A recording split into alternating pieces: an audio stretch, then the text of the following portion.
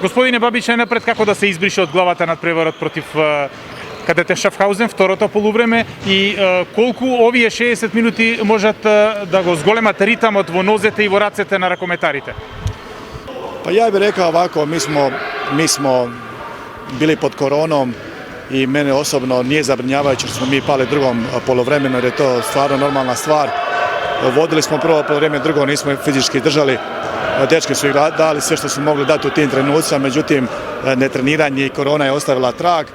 Što se tiče utakmice u Njemačkoj, naravno da je Leven favorit, da je jak tim, da su trenutno prvi u Njemačkoj, ali ja osobno stvarno se veselim i nama je strahovito bitno da igramo, jer ne trebamo zaboraviti, mi smo skroz u kontraritmu, nemamo utakmica, nismo trenirali, tako da nama je sve dobro, bez obzira što je Leven stvarno jak i odličan tim. Колку може да биде тоа растеретување, да играте во Германија, да се забавувате против еден силен Бундеслигаш, колку може тоа да биде притисок за противникот и еден вид растеретување за вашата екипа? Pa ja se nadam da ćemo mi odigrati kao i uvijek jednu dobru obranu, čvrstu, i da taj pritisak ili rasterećenje, mislim da to nema generalno neke veze ni za njih ni za nas. To će biti po meni dobra utakmica, oni su dobar tim, mi imamo naše kvalitete i ja se slažem da mi se trebamo uživati, da trebamo biti opušteni da bi ispoljili naše sve potencijale koje imamo. Ali mislim da nema to generalno previše veze, svak će da svoj maksimum bez obzira na utakmicu.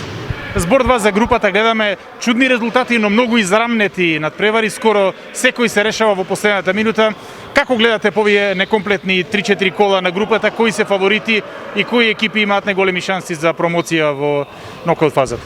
Kao što smo rekli na početku i slažem se i s vama u vašoj analizi, Njemci i Danci su stvarno timovi koji su jaki, jači su od ostalih, to je sigurno, a ostala 4 tima su, odnosno 3 i mi, smo slične kvalitete i definitivno je uticaj korone jako velik i Tata Banja koja je odličan tim je izgubila kući, tako da je otvoreno sve slična kvaliteta i detalji će odlučiti na kraju.